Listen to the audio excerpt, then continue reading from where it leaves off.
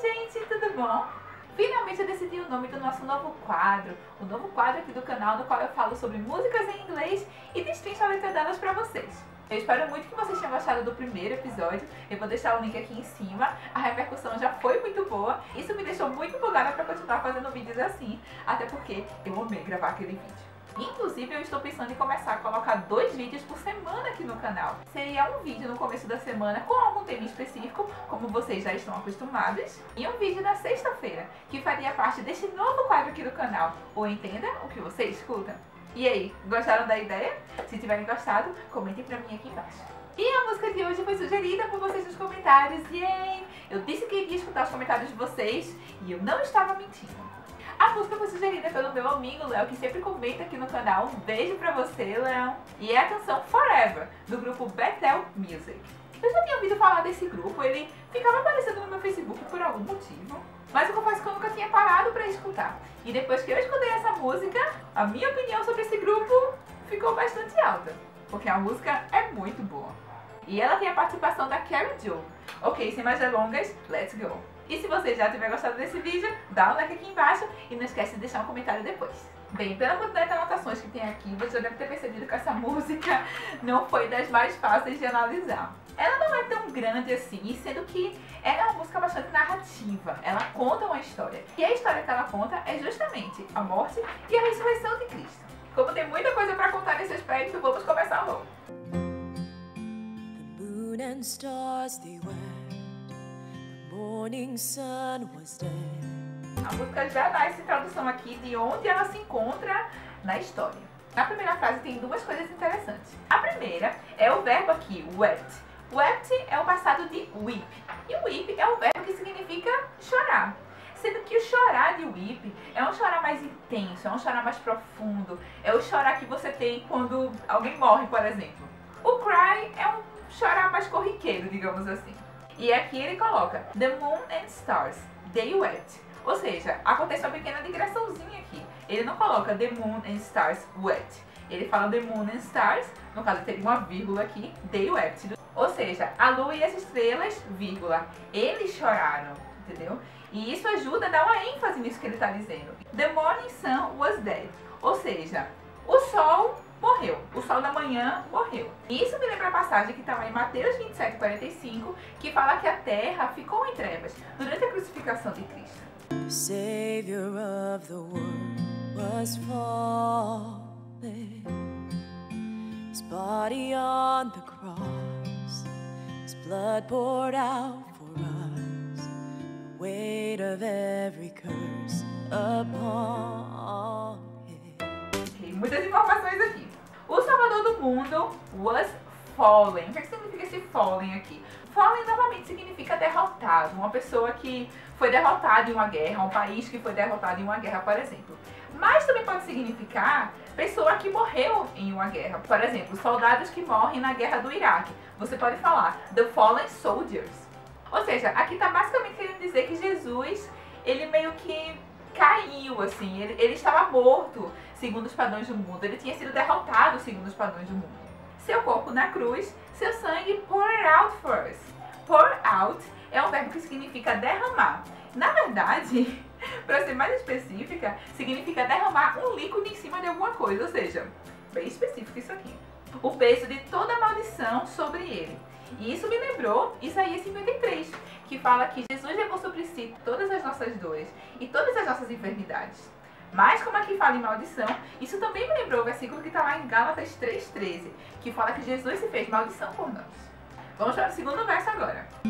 Final breath He gave as heaven looked away. Aqui já está avançando um pouquinho na história, está falando quando Jesus morreu. One final breath He gave, ou seja, a última respirada que ele deu, o último suspiro dele. As heaven looked away, ou seja, ele fez isso enquanto os céus looked away. E o que significa look away? Significa você olhar para o outro lado, você ignorar o que está acontecendo, você não se importar, você não ligar. É literalmente o que tem na expressão look away.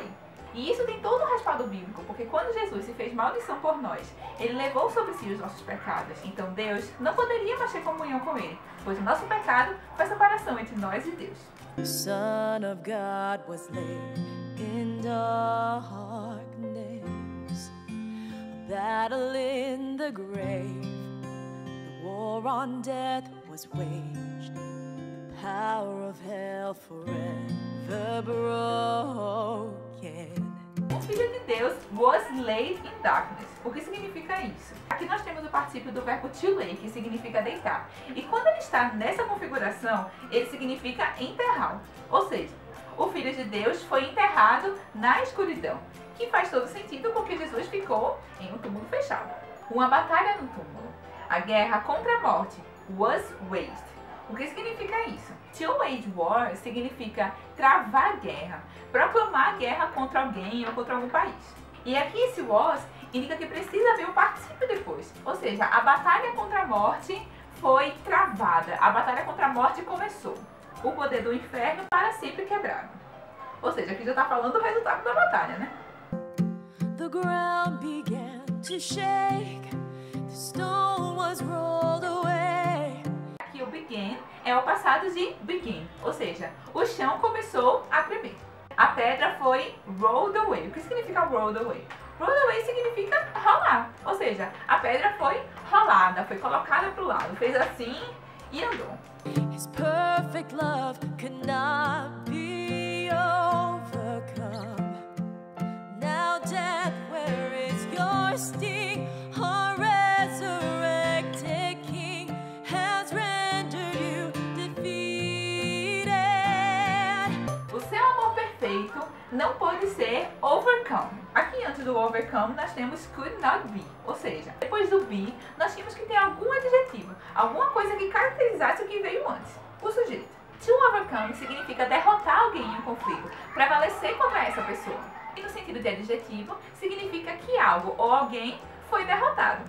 Ou seja, se temos aqui His perfect love could not be overcome, significa que seu amor perfeito não pode ser derrotado. Morte, onde está o seu sting? Isso é quase literalmente o versículo que tem lá em 1 Coríntios 15:55, que é quando Paulo fala: morte, onde está o teu aguilhão? Sting é uma coisa que lembra um aguilhão, é uma coisa pontiaguda, é uma coisa que pode causar dano a uma pessoa. O nosso rei ressurreto, has rendered you defeated. Aqui também temos outra coisa. Esse has rendered está no present perfect, ou seja, has ou have antes do verbo. E o verbo to render significa transformar algo em alguma coisa, significa provocar uma mudança em alguma coisa. Ou seja, has rendered significa nosso rei ressurreto transformou você, fez você, provocou em você o que? Defeated, ou seja, derrotado. Ou seja, em bom português, o nosso rei ressurreto derrotou você.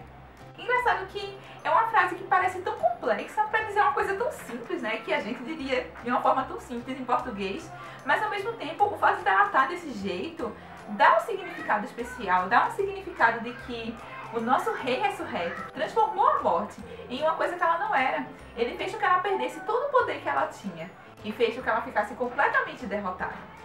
E agora finalmente chegamos no refrão, yeah!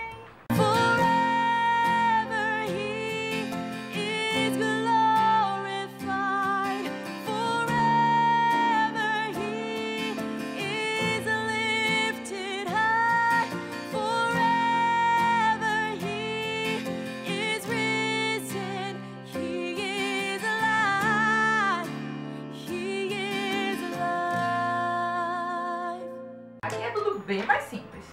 Para sempre ele é glorificado, para sempre ele é exaltado. É isso que lifted high significa. To lift, levantar. Lift high, levantar até uma altura muito grande, levantar alto. Em bom português, exaltado. Para sempre ele é risen. E o que significa esse risen? Risen é o particípio de to rise, que significa levantar. Ou seja, ele está levantado, ele está ressuscitado, ele levantou dos mortos. Inclusive esse risen, ele está associado a essa figura de Jesus. Você geralmente não vê ele sendo usado em outro contexto que não seja para falar de Jesus. Depois nós temos You have overcome, a resurrected King. You have overcome the grave. Lembra que algumas frases atrás eu comentei sobre o overcome? Aqui nós temos o uso normal dele, o uso dele como verbo. You have overcome, ou seja, tu venceste, tu prevaleceste. E aqui um pouco depois ela fala You have overcome the grave, ou seja, tu prevaleceste sobre o túmulo, tu venceste a morte. E para finalizar, we sing hallelujah, we sing hallelujah, we sing hallelujah. The Lamb has overcome. Aqui o significado é bem literal. Nós cantamos aleluia, o cordeiro has overcome, ou seja, o cordeiro venceu. Minha gente, essa música foi um desafio. Nota que essa não é uma música muito difícil, assim.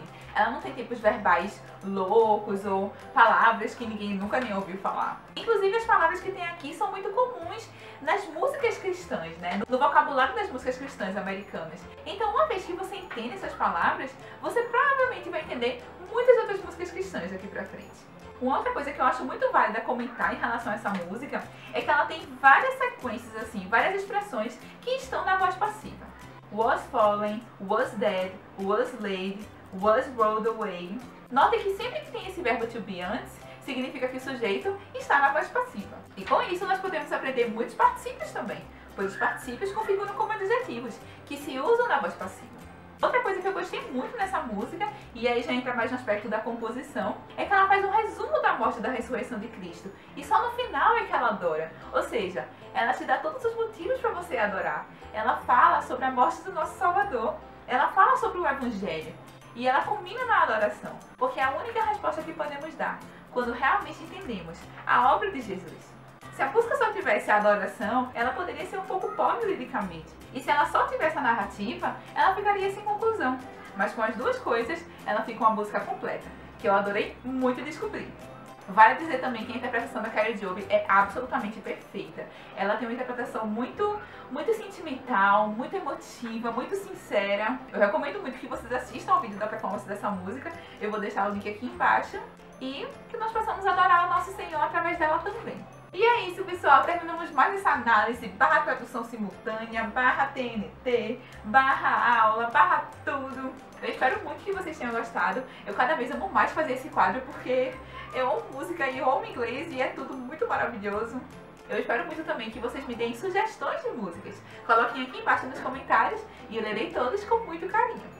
Me contem também se vocês estão gostando desse quadro e se vocês curtem a ideia de ter um vídeo dele por semana. E se gostarem mesmo, deem aquela curtida aqui embaixo e compartilhem nas suas redes sociais. Falando em redes sociais, me sigam em todas elas, elas estão aqui embaixo na descrição. Se você é novo aqui no canal, eu te dou as boas-vindas e te convido a assistir os vídeos que eu já fiz por aqui. Se você já é conhecido aqui do canal, bom te ver de volta e muito obrigada pelo seu apoio. Que Deus abençoe vocês demais, um beijo gigante da Manuzinha e eu vejo vocês semana que vem. Bye, bye!